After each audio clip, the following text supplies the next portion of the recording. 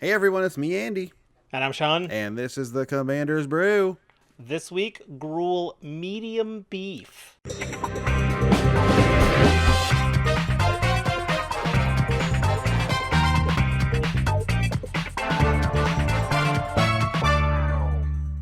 Hey everyone, thanks for watching the Commander's Brew here on YouTube. You guys know what to do if you want to help us out. It's quite easy. Hitting subscribe, dinging the bell there, leaving a comment, sharing with friends. It all really helps. Any one of those is totally fine. And if you want to get involved directly, you can go to patreon.com/commandersbrew. You can get involved in actually helping us brew these decks in our Discord channel or get some other perks over there. It's really great. Patreon.com/commandersbrew. I also want to mention that we are so close to 10,000 subscribers at this point that we can taste it. So any sharing or mentioning to a pal, or if you're in one of those Zoom conversations and you're playing Commander, maybe you mention us, or maybe a friend or two. If we can get those subscribers numbers up, we might be able to do some cool things when it comes to the content we're creating when we're all around here. Plus 10,000 subscribers is like a major milestone. So, if you want to help us out there, go for it. That'd be great. I think it'd be really cool if we all made a push, to hit that milestone. It'd be just amazing. Okay. Well, without further ado, though, let's get into today's big deck tech. This one, Yeah. it has a very cool name, but you're going to have to get into the nitty gritty and explain it to us, I think. Sure. Gruul medium beef. I know that we had our set reviews recently, but this completes a trifecta of a right. mini surprise arc. We had like fast zombies, slow infect, and medium beef. Although this medium doesn't mean medium speed in between fast and slow. It's Right. just anyway, it's just three ways to measure things. Right. That always is a fun thing, but it's medium beef. Beef in this case is size of creatures. Gruul is great for like gigantic creatures, but the aim of this deck is to ramp the hard way and just overwhelm the board with creatures that are like, none of these creatures are like single card win the game creatures, but they all have big impact and must be dealt with eventually. We're going to have big numbers. I'm not talking tokens, I'm talking non-tokens. I think we should get into the deck. How's that sound? Should we get into the neat moves? Working on a Neat. move. Great. So here, I mentioned it earlier, we're going to ramp the hard way. I'm not talking about casting a spell that lets us put out an extra land. I'm not talking about a creature that brings a land out. I'm talking playing lands the way Richard Garfield meant us to play them, from the hand as the play.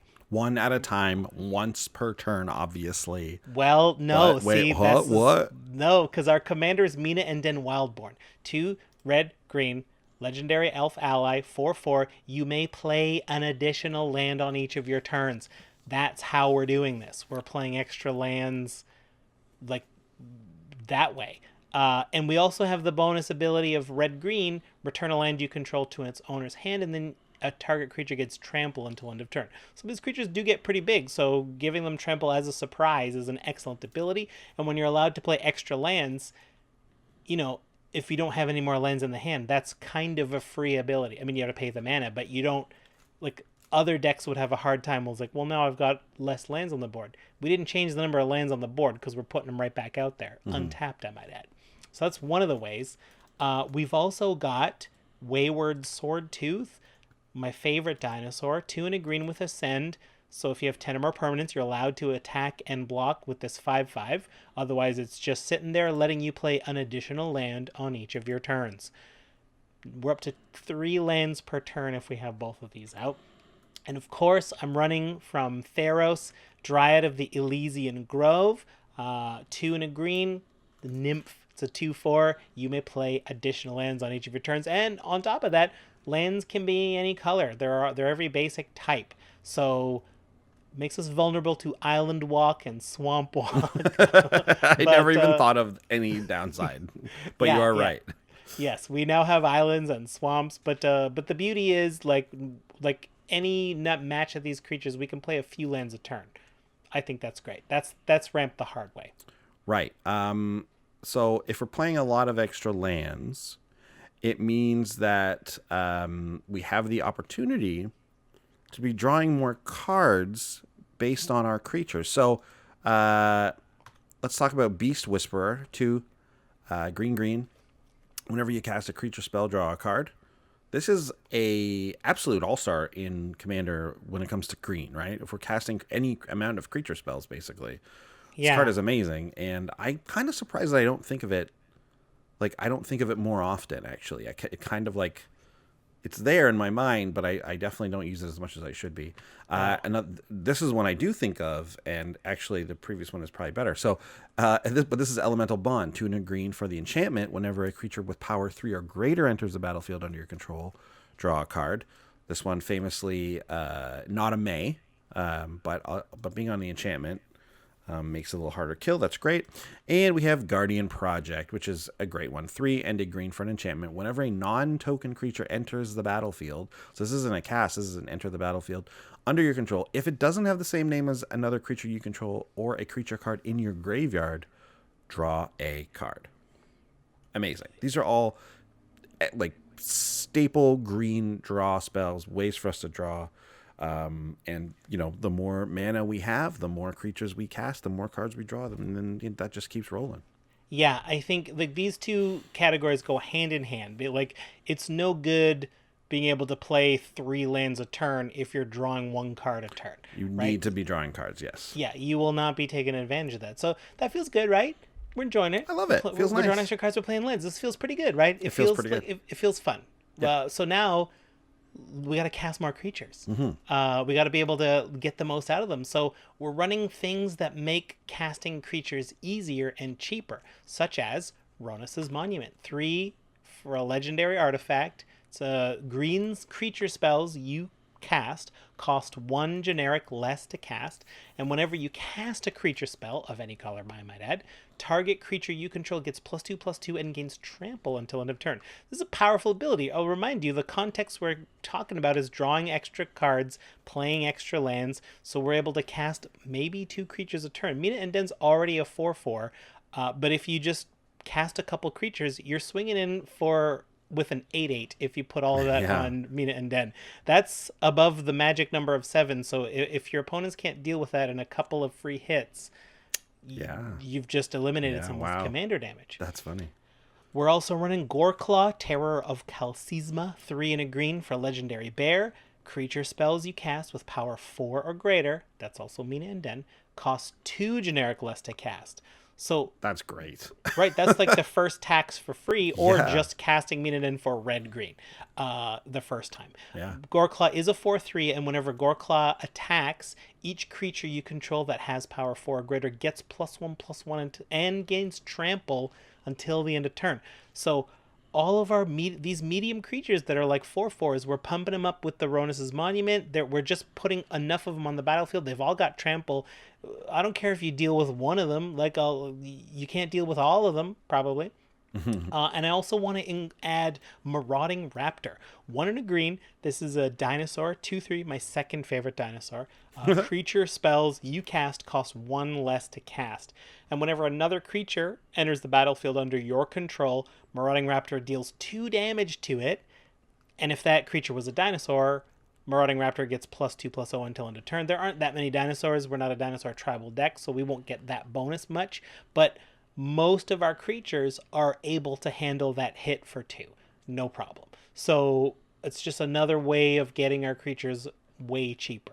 The creatures that don't live from this are like Mana Dork type of creatures, but once the deck is rolling, we shouldn't need them anymore. So maybe we're happy sacrificing them just to get a cast trigger off Beast Whisperer, or maybe a non-token creature enters the battlefield for a draw trigger some other way. I'm okay losing 1 or 2 Mana Dorks to Marauding Raptor once the engine's going. Mm-hmm. Yeah. Well, once it's going, like, you don't really need those guys anymore. Anyway. True. Great. So now that we're playing 1 land per turn and drawing 1 card a turn, we're keeping it rolling. We're playing some extra lands. Maybe we got to ramp it up even more. We're drawing 1, 2, 3 lands a turn. We're getting rolling. So what about something like Dragon Mage? 5 red for a 5/5 flying dragon. wizard. Whenever Dragon Mage deals combat damage to a player, each player discards their hand and then draws 7 cards. So, like, I think the play pattern with this looks like we get a couple things that let us play extra lands. We get a couple things that let us draw some cards, and then like we've hit our land limit. So we played 2 or 3 lands. We've played out 2 or 3 creatures, and now we've got like maybe couple 2, maybe 3 cards in our hand that aren't doing anything right now. So like, all right, Dragon Mage in, swing, bam, get it going again, and we got our hand reloaded for next time. Like, pretty sweet. Regal Force is in here too. 4 red. So that's 7 in total for a 5/5 elemental. When Regal Force enters the battlefield, you draw a card for each green creature you control. Even if this hits 2, 3, 4 cards, that's pretty sweet. Not to mention, like, if you can get even more than that, which you can with the Mana Dorks pretty easily. And then finally, we have Mouth to Feed. So Mouth is 2 and a green for the sorcery that says create a 3/3 hippo. There's just a spell in Magic called Mouth. It's so good. I love to be able to say, I cast Mouth. I cast the spell Mouth.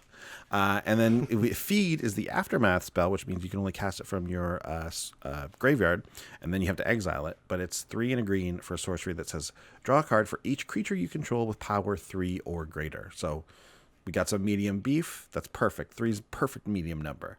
We're going to be drawing all kinds of stuff off of that medium, perfectly cooked beef. So this deck is a warning though. It can be dangerous to draw extra cards and play extra lands. You can start to get addicted to that feeling. And then pretty soon, it's not enough to be playing a couple of lands a turn. It's not enough to be drawing a couple cards per turn. That's when you find that just playing 2 lands and casting 2 creatures and drawing 2 cards isn't satisfying. If you need Dragon Mage drawing you 7 every turn to feel something, then please put the cards down. Call us, tweet at us, DM Seek us. help. We can help. We've been there. We know what it's like when all you want to do is draw cards. You have the win on the table, but you refuse. I know. You're like, I could draw more cards. I could do more things. Yeah. I don't. Yeah. That's a real thing for a lot of Magic players, if not all of them. It's like, I could win, but then I don't get to draw cards and cast spells anymore. Yeah, like, I mean, I have the win on the board, but I'm kind of doing the thing, and I want to keep doing the thing. Totally. Real thing. 100%. Happens all the time. Happens all the time. So there's a couple of more like outside neat moves. Once I've gotten past that warning. Sometimes we have a handful of cards. We just draw a ton of cards, and there's a lot going on, and we can get too many lands. That's why Borborygmos Enraged is in here. 4 red, green, a 7/6 trample to legendary creature Cyclops. Whenever Borborygmos deals combat damage to a player, you get to look at the top 3 cards of your library, and you put all the land into your hand and the rest into your graveyard. I hadn't considered it's a graveyard. Everything else goes to the graveyard, which is good for a lot of reasons. Mm-hmm. But Borborygmos turns all those lands into your hands into Lightning Bolt. You get to discard a land card. Borborygmos Enraged deals 3 damage to any target. So if you end up Dragon Maging and you're able to drop a Borborygmos Enraged and he's like, well, I got 7 lands in my hand. I'll use Mina and Den to pick up a few more lands if that's the win on the board. It costs you 2 mana to do it, but I'm happy to just spend all my mana on that and just fling 15 damage somewhere, 18, 21 damage. It's not unreasonable. That's got to be a big combo with Mina and Den, no matter what style of deck you're building, right? Borborygmos Enraged, just bounce all those lands back up and throw them at someone. Yeah. Risky play. What else we got here? Our creatures are out here. We're living life on the edge, man. We're going traveling faster than the speed of light out here. We're having a great time casting spells and dropping more lands than we're supposed to. Things are gonna die. Listen, you either burn out or you fade away. Well, either way, Genesis is going to help us out because for 4 and a green, you get a 4/4 incarnation. This is the beginning of your upkeep. If Genesis is in your graveyard, you may pay 2 and a green, and if you do, return target creature card from your graveyard to your hand. Amazing. So we can just get that right back again. They took care of your Beast Whisperer. You're not drawing cards anymore. Guess what? Get in there. Genesis Yeah. is going to get him out of that graveyard. This card used to Also be for- really expensive, by the way. And then it Yeah. got a reprint in Modern Horizons. Horizons, right? Which is weird. I thought that was supposed to be all... Anyways, never mind. I thought it was supposed to be all new cards. But Modern Horizons gives us a reprint of Genesis, and then the price just tanks. I think Modern Horizons angle was like, these are cards that have never been in Modern before. That's what it is. It's yeah. either new or reprints that aren't legal in Modern. So that means it reaches back to those weird sets that didn't get printed much. In this case, Judgment. There just aren't that many in circulation, and if a commander staples from one of those sets, then it's going to go up in price. Which Genesis was, and like I think like by the time I got reprinted, it's like, oh, this isn't really a staple. People just didn't have anything else for a long time, and now there's my probably goodness. better options. So, but Genesis is still great. Like I love Genesis. I would like it. I love, with or without Phil Collins, I'm in. Yeah, I mean, even go back a little bit. Like we were talking about Borborygmos and Rage. When's the last time you seen a Borborygmos and Rage deck? Like Yeah, no that's one true. brews around that guy anymore. I mean, he's like what, 8 mana? To Yeah, cast the but, first like, time. Pretty tough. He was so cool back like a while ago. He was my second commander I ever made. Yeah. Yeah. But yeah, anyways, Genesis, really good stuff. Really, really good. So we're talking about medium beef. We're going fast. We're doing a lot of things. I love the inclusion of Rhythm of the Wild in this deck. 1 red-green enchantment. Creature spells you control can't be countered, which is relevant. Non-token creatures you control have Riot. Most of our creatures are non-token. We're swarming people with non-token creatures. And Riot means when they enter the battlefield, we can either have them enter with haste or enter with a +1/+1. And because the wording is that they actually enter bigger, they enter with that +1/+1. It doesn't get added later.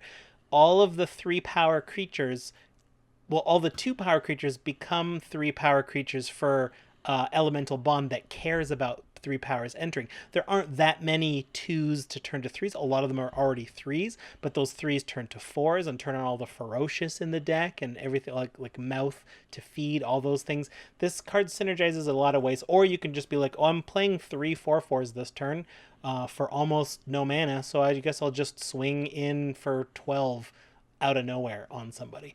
That's also a good move. Why don't you take this last one too? Oh, okay. Soul Blast. So this deck is a warning, as we've established. And sometimes when you're too obsessed with something, where drawing cards, playing creatures, playing lands, it's very self-destructive. You really, eventually, you will pay the ultimate price by casting Soul Blast. 3 red. It's an instant. As an additional cost to play Soul Blast, you sacrifice all the creatures you control. Wow. And Soul Blast deals damage to target creature or player equal... It's actually any target now by the Oracle, so you could do a Planeswalker. Equal to the total power of the sacrificed creatures. There's no halfway with this. You're going to pay 6 mana at instant speed, get rid of your whole board, and hopefully take out an entire player. But we should be able to have 10, 15, 20 power on the board. That should be a definite move. The play pattern for this deck is to send everything at 1 and then Soul Blast someone else. That's the plan. And if you can ever get to the point where you've got that mana open, which is quite frankly doable when you're putting this many lands out this fast, you can't wrath it because this is instant. Sacrificing the creatures is part of the cost of the spell, so no one can take away the creatures or influence their size while you're casting the spell. Right. Yeah, that's part of the cost, right? Right. That's really great. Yeah, so in response to a wrath or anything else is when this is a good time to Soul Blast. Yeah. Oh, you wrath the board? Take 27. Poof. Gotta put this in my Angry Omnath deck. Seems quite good for that. Heck yeah. Sacrifice everything, and you deal 3 damage per creature on top of the Soul Blast damage. That's wild. It's ridiculous. What were the surprises and discoveries? Oh, yes, definitely. So one of the surprises and discoveries that I want to cover is Annex Hardened in the Forge from Theros Beyond Death. 1 red, legendary enchantment creature, demigod. Star 3, and Annex's power is equal to your devotion to red. Annex brings 2 devotion himself, so that's already 2-3. But we've probably got multiple other pips, so NX is often a 4 or greater, so all those triggers that care about that matter. But whenever NX or another non-token creature you control dies, you create a 1/1 red satyr creature token with this creature can't block. But if the non-token creature that died had power 4 or greater, you get 2 of those tokens instead. Most of our deck is power 4 or greater. So when NX lands, almost everything that dies gives us 2 tokens. That's great. I love NX. That is great. Yeah, that's awesome. NX, I mean, I think NX is an amazing card in Commander. Yeah, I think we said it at the review that this is like sneaky good for Commander. Sometimes being able to sack a creature and getting, let alone just getting 1 is really good. Let alone the 2 sometimes. Like that's just going to add up. There's going to be a lot of decks, especially obviously red black, that are going to be able to like sacrifice creatures to either draw cards or like fling them, that type of thing. Like Gun with Bombardment. We all know the things that happen in Commander, and NX is just a total engine for that sort of stuff. Yeah, like I hadn't really thought of the big picture implications, but if you've got a lot of 4-power creatures, every creature is 3 sacrifice triggers. Yeah, that's a lot. That's a lot. That is a lot. So yeah, Annex, sneaky good. Like not a discovery, but surprising how good this card is. Yeah. Yeah. I want to take a moment and shout out some of the Discord helpers. It's been a long time getting out this deck because the Ikoria and Commander 2020 decks dropped between when we recorded this episode and when we're releasing it. So these call outs go back a little while. And it like I'm gonna say that mainly when you brewed it. When we brewed it, we were brewing with the Discord. We get the help of the Discords. Our Discord's great. They got great ideas. When I first proposed the idea, we were brainstorming some cards. I want to highlight specifically Jaemon, Lolwut, Chiefy, and Dinesh. The 4 of them specifically were card generating machines, like throwing out card ideas. The deck evolved a little bit. I also want to throw a shout out to Brave Sir Robin, who I didn't end up using a lot of their ideas in this specific deck, but Brave Sir Robin basically threw enough ideas out for a full Ulash the Hate Seed deck that like it just went in a different direction that we didn't go here. But while we were brewing, they were like, oh, you know what? Maybe I'll just brew this deck. This will be my next deck. So that's great. So some of those ideas got in. So thank you to everyone else who participated as well. There's truly too many to name every time. So thank you. It's really fun hanging out in there and brewing with you. Always lots of fun. Well, we've talked about the Discord helpers. Looks like it is time for the budget report. This is where we take all the cards and we find out which of them cost medium money. The medium money cards are the keepers. All right. So which ones cost more than medium money? What did we come in overall with this one? So TCGplayer, you can find the deck list going through the link in the show notes. Please do so. We get an affiliate kickback if you buy cards through there. If you go and look at it, the low, you can buy this deck $59. The market value of these cards is about $110, and it's not a huge surprise. The cards that the main expensive cards are the cards that let us play extra lands in the deck. Dryad of Elysian Grove, that's a $9 card. It's also in standard. That probably has something to do with it. But Wayward Swordtooth, that's up to $8 from Rivals of Ixalan. It's cheap. It lets you play extra lands. I'm really grateful that Mina and Den is not an expensive card. Yeah. We get to have that in our command zone. That just proves how valuable of an effect it is. And the third most expensive card, one we didn't get to talk about yet. Do you want to take that one, Andy? Yeah, it's Rekindling Phoenix. It's from Rivals of Ixalan. It's 2 red for the 4/3 Phoenix with flying, and it says when it dies, you create a 0/1 red elemental creature token with, at the beginning of your upkeep, sack this creature and return target card named Rekindling Phoenix from your graveyard to the battlefield. It gains haste until end of turn. So it only has haste on the like recursion of it. But this is a great card. It's a great attacker. It's a great blocker. If you do need to keep it back on blocks, even like a chump block, it's really good because it's just going to come back the next turn. And obviously it can attack kind of without worry and all that kind of stuff. So another also great like sack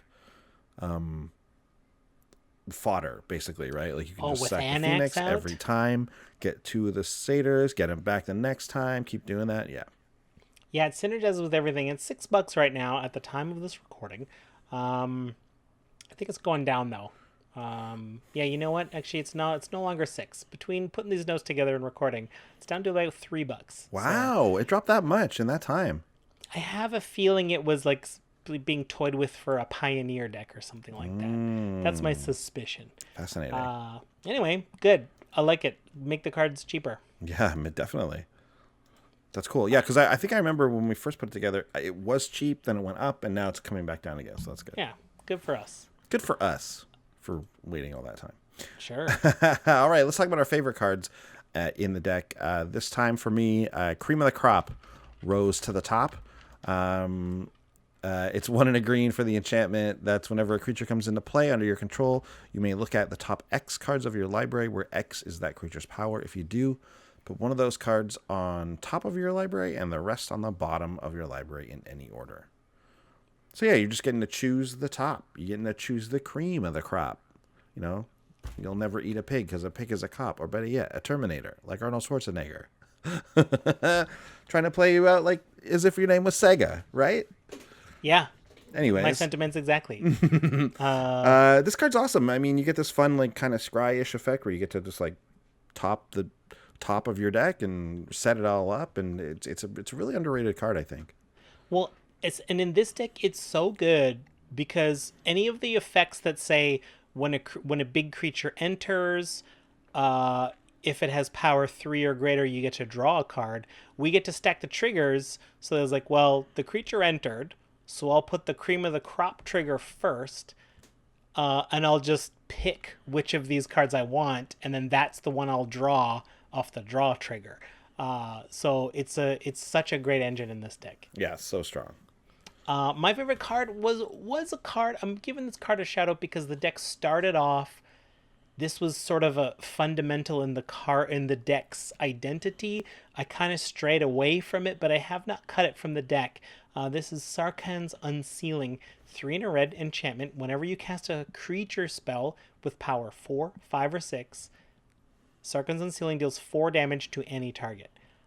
And if you cast a creature spell with power 7 or greater, Sarkhan's Unsealing deals 4 damage to each opponent and each creature and planeswalker they control. That's a phenomenal ability. I did not brew around it. We started brewing around it, but it became evident that it would be... I'd need to spend way too many resources making sure I had this enchantment, and getting it into play and tutoring for it. Tutoring for enchantments is so hard to do in red and green. It just wasn't... It just didn't make sense to brew around it, but it's still in the deck because most of our deck is power 4 or greater, so we're going to be able to just be flinging 4s everywhere, which I think is not as... It doesn't take full advantage of the card. I mean, Barbarignos and Rage still does the job, still does the full damage to everybody, but I do think it's worth including. Cool. I love this card. This is a lot of fun. This whole deck seems like a lot of fun. It's a fun... It's like it does feel very mid-rangey, right? Like very medium in a good way. Medium but cheating. Yes, exactly. You're still breaking the rules. You're still pulling off major shenanigans, and but with these like 3 and 4 and 5 power creatures. That's awesome. Well, there you have it. That's the episode for this week. A little Gruul medium beef cooked to perfection. Thanks for watching, everyone. Remember, if you're in Canada, you can hit up Wizard Tower. Use our coupon code, which is in the notes below, or if you're listening to the show on audio, it's in our audio in the show notes there. Also, if you're in the States, check out TCGplayer. Use our affiliate link, and again, like whether you're buying cards from this deck or you just follow that link to get to TCGplayer and then buy whatever other cards, that's a way that we actually get a cut of that. So, if you're buying cards already, why not? Check it all out. Thanks, guys, for watching. We'll see everyone next week. Bye. Bye. Thanks for watching. If you love what we're doing, consider supporting the show by going to patreon.com/commandersbrew. And if you want to get any of the cards from our deck list, go to our TCGplayer affiliate link below. That helps us out too. And for a free way to help us out, consider sharing the show with some friends. Like and subscribe, add a comment or two. See you later. Bye.